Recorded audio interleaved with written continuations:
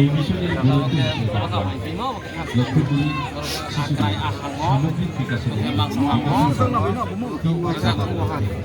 জরুরি। প্রথমত সুস্বাস্থ্য ও সুস্থতা,